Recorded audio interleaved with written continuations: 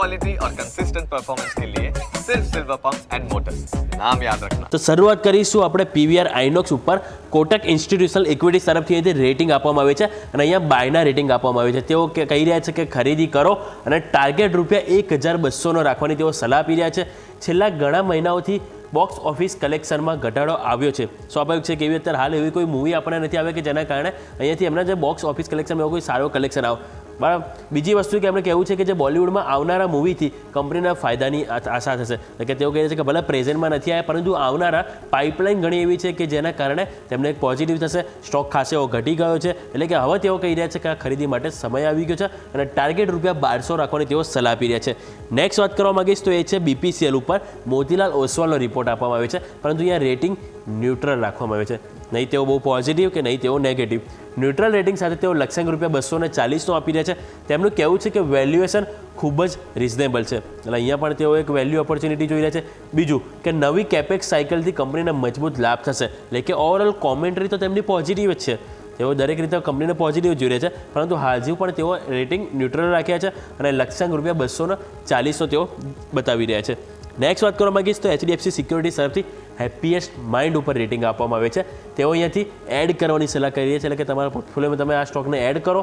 લક્ષ્યાંક ₹760 આપી રહ્યા છે.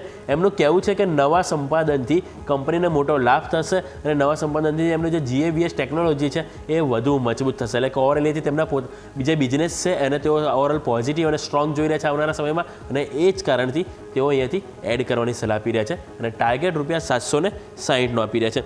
નેક્સ્ટ વાત કરવા માંગીશું એ છે નિર્મલ બેંક તરફથી GSPL ઉપર રિપોર્ટ આપવામાં આવ્યો છે અને અહીંયા પણ બાયના રેટિંગ એટલે કે ખરીદી કરો અને ટાર્ગેટ અહીંયાથી તેઓ 270 રાખવાની સલાહ આપી રહ્યા છે. નવા મર્જરથી કંપની વધુ મજબૂત થશે. બીજી વસ્તુ કે નવા મર્જરની અસર આવતા વર્ષથી કંપની પર જોવા મળશે. એટલે સ્વાભાવિક છે કે જે બી મર્જર થશે વન ટાઈમ તેઓનું સેટલમેન્ટ બધું થઈ જશે. જે બાદ તેઓ બિઝનેસ એક વખત તેનું સ્મૂથ થઈ જશે. જે બાદ ક્યાંક ને ક્યાંક ઓવરઓલ એમની ઇમ્પેક્ટમાં આવકમાં ઇમ્પેક્ટ જોવા મળશે. આવક સુધરશે એટલે ઓટોમેટિક તેમની પ્રોફિટેબિલિટી સુધરશે અને એ જ કારણથી તેઓ અહીંયાથી ખરીદીની સલાહ આપી રહ્યા છે અને ટાર્ગેટ ₹270 રાખવાની જાણ કરી રહ્યા છે. હવે આવો બેંક ઓફ અમેરિકા સિક્યોરિટી શું કહી રહ્યા છે ICICI બેંક ઉપર. ICICI બેંક ઉપર તેઓ કહી રહ્યા છે ખરીદી કરો કારણ કે અહીંયા બાય રેટિંગ આપી રહ્યા છે. લક્ષ્યાંક ₹1500 આપી રહ્યા છે અને એમનું કહેવું છે કે ક્વોલિટીને લઈને અહીંથી બેંકનું પ્રદર્શન સૌથી શ્રેષ્ઠ છે અને બીજું કહેવું છે કે જે સિક્યોરિટી મામલે દેશની સૌથી સુરક્ષિત બેંકોમાંથી એક છે. એટલે કે ઓવરઓલ એમની જે કમ્પ્લાયન્સ ને સિક્યોરિટી ને બધી વસ્તુ કંપનીના તેઓ વખાણ કરી રહ્યા છે અને સાથે સાથે એમની જે બેન્કિંગની જે ક્વોલિટી આવી ગઈ કે એમાં સર્વિસ આવી ગઈ, પ્રોડક્ટ આવી ગઈ, દરેક વસ્તુ આવી ગયું કે જેને તેઓ અહીંથી વખાણ કરી રહ્યા છે અને એ બધા કારણથી તેઓ ખરીદીની સલાહ આપી રહ્યા છે અને ટાર્ગેટ ₹1500 રાખવાની જાણ કરી રહ્યા છે. આવા બેંક ઓફ અમેરિકા તરફથી જ આપણને આઈસર મોટર્સ ઉપર પણ બાયના રેટિંગ આપવામાં આવે છે. અહીંયા ટાર્ગેટ કેટલો છે તો આપણે જોઈશું તો 6000નો ટાર્ગેટ આપી રહ્યા છે. હવે કારણ શું છે એની પાછળનું તો તેઓ કહી રહ્યા છે કે પ્રીમિયમ બાઇક સેગમેન્ટમાં મજબૂત પકડ છે એક તો કંપનીની. સ્વાભાવિક છે કે રોયલ એનફિલ્ડનું આપણે જોઈએ તો છેલ્લા ઘણા ક્વાર્ટરથી કંપનીનું પરફોર્મન્સ સારું થઈ રહ્યું છે અને મોડલ પણ કંપની સારા લોન્ચ કરી રહી છે. રોકાણકારો માટે શેર ખરીદવાની સારી તક છે. એટલે કે જે બી ઘટાડો આવ્યો તેને એક બાય ઓન ડીપ એટલે કે વેલ્યુ ઓપોર્ચ્યુનિટી તેઓ જોઈ રહ્યા છે અને ખરીદી કરવા માટે 6000નો ટાર્ગેટ તેઓ આપી રહ્યા છે.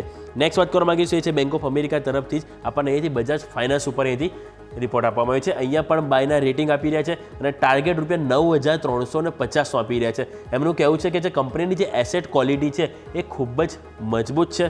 બીજી વસ્તુ કે જે સ્થિર ક્રેડિટ કોસ્ટ છે એ રોકાણ માટે સુરક્ષિત વિકલ્પ બની રહ્યો છે. અહીંયા પણ કંપનીના જે ઓવરઓલ જે એસેટ ક્વોલિટીને તેઓ વખાણ કરી રહ્યા છે અને આપણે જો ટેકનિકલ પણ વાત કરીએ તો બજાજ ફાઇનાન્સ ઉપર આપણને ડેઇલી અને વીકલીમાં સારું એવું બ્રેકઆઉટ છે અને સ્વાભાવિક છે કે સારી એવી અપસાઇડમાં આપણને સ્ટોક જોવા મળી રહ્યો છે અને એ જ કારણથી બેંક ઓફ અમેરિકા પણ સલાહ આપી રહ્યા છે કે બાય કરો અને ટાર્ગેટ ₹9350 રાખવાની સલાહ આપી રહ્યા છે. એટલે ઓવરઓલ આપણે જોઈએ કે બેંક ઓફ અમેરિકા તરફથી આપણને ICICI bank, Eicher motors, Bajaj finance આ દરેક ઉપર સલાહ આપવામાં આવી છે. બીજા ઘણા બધા સ્ટોક આપણે વાત કરી કે જેની ઉપર અહીંયાથી બ્રોકરેજ ઓવરઓલ પોઝિટિવ જોવા મળી રહ્યા છે કે જે ઘટાડો આવી ગયો તેને તેઓ એક વેલ્યુ ઓપોર્ચ્યુનિટી જોઈ રહ્યા છે. યસ ઓકે, તો આ બધા જ ખાસ રિપોર્ટ્સ છે કે જેને ધ્યાન પર રાખવાના રહેશે. યોમિત, ખૂબ ખૂબ આભાર આપનો અમારા સાથે જોડાવા માટે થઈને.